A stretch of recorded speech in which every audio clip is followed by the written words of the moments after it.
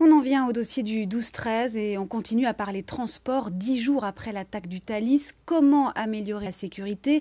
Luc Carvounas, bonjour. Bonjour. Vous êtes le sénateur maire socialiste d'Alfortville dans le Val-de-Marne et vous proposez une enquête parlementaire pour mettre en place de vraies mesures, dites-vous, car il y a de grosses failles, comme nous le rappelle Nicolas Luizet.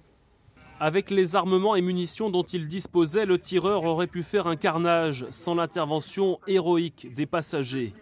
Introduire des armes dans un train, un jeu d'enfant, ironise ce journaliste belge dont le reportage a fait débat. 3 jours après cet attentat, il emprunte un Bruxelles-Lille. Casquette, lunettes noires et surtout mitraillette factice dépassant de son sac à dos sans que personne ne le remarque. Des contrôles systématiques, comme ce qui se pratique dans les aéroports, sont impossibles. Dans l'urgence, le gouvernement a mis en place un numéro, le 3117, pour signaler tout comportement suspect.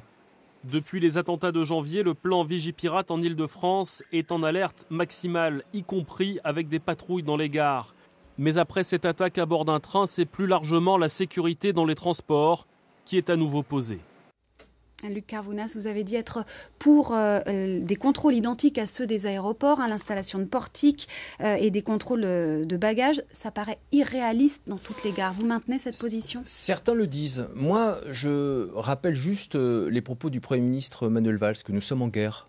Nous sommes dans un contexte tout à fait exceptionnel. Et chacun imagine que s'il y a 10 jours, vous le rappeliez, le terroriste aurait décimé des dizaines, voire des centaines de passagers dans ce train. Est-ce que vous pensez un instant qu'on se poserait la question de la même manière, portique, pas de portique? Et c'est le rôle du Parlement, c'est le rôle du politique que d'essayer de porter une contribution. Alors, je veux aussi dire aux téléspectateurs qui nous regardent, faisons ça en sérénité. Aujourd'hui, il y a des mesures dans les transports en commun, dans les trains, pour que les passagers soient sécurisés.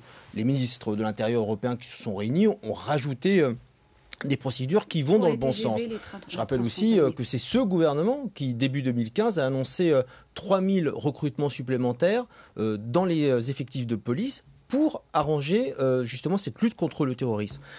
Moi, j'ai écrit à Gérard Larcher, président du Sénat. C'était le 22 août. Je lui ai demandé... Donc pour y réfléchir, en tout cas. Voilà, et j'ai eu sa réponse qui était assez favorable. Donc je pense que nous allons, au niveau du Sénat, Mais concrètement, pour les trains de banlieue notamment, pour les métros, c'est inenvisageable, des portiques, des contrôles de bagages. Mais vous me dites ça que c'est... Je crois qu'il faut d'abord qu'on s'arrête avec tous les acteurs, y compris dans les transports en commun, en Île-de-France, partout, et en tous les cas sur les trains internationaux, dans les TGV, de voir de quelle manière on peut répondre par des moyens humains, par des renforcements... Alors c'est un agent dans chaque rame, comme le dit Europe Écologie ? Est-ce qu'il y aura un agent dans chaque rame ? Pourquoi pas ?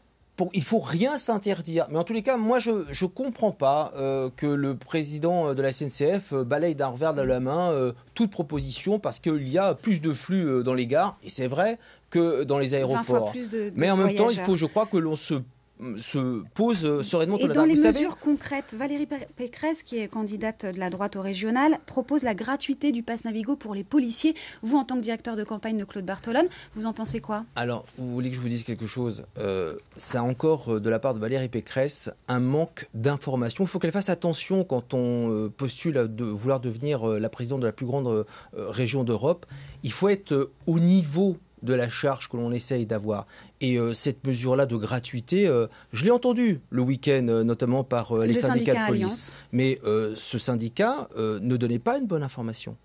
Et les policiers ne sont pas concernés par un coût payant du pass Navigo. Donc je dis à Valérie Pécresse de faire attention à ce qu'elle arrête de faire ce genre de propos. À propos de Valérie Pécresse, elle donne sa conférence de presse Oui. de rentrée pour la campagne des régionales ce matin. Et elle a critiqué le bilan de Jean-Paul Huchon en matière des lycées. Écoutez. Moi, je cherche à comprendre pourquoi les collèges sont neufs, payés par les départements, et pourquoi les lycées sont vétustes, payés par la région. Et j'ai trouvé.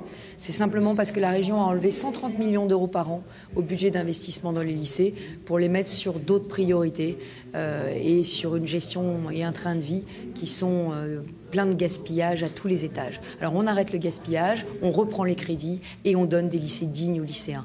Elle y va fort, Valérie Pécresse, elle met en cause le train de vie de la région et de Jean-Paul Huchon. Venant d'un leader de la droite où on voit bien dans les collectivités territoriales qui ont basculé, où on voit toutes les coupes sombres, il faut qu'on arrête ce type de campagne. Ça, c'est une campagne à la papa que nous fait Valérie Pécresse. Une campagne à l'ancienne où on est dans un climat anxiogène. On dit n'importe quoi parce que ça fait plaisir. De quoi elle me parle ? Dans mon département, le Val-de-Marne, à Charenton-le-Pont, l'Île-de-France a construit un lycée tout neuf dans une ville dirigée par la droite. Donc il faut là aussi qu'elle maîtrise bien ces dossiers, Valérie Pécresse. Et on suivra tout ça, bien sûr. On suivra cette campagne régionale avec vous. Merci, Luc Carvounas.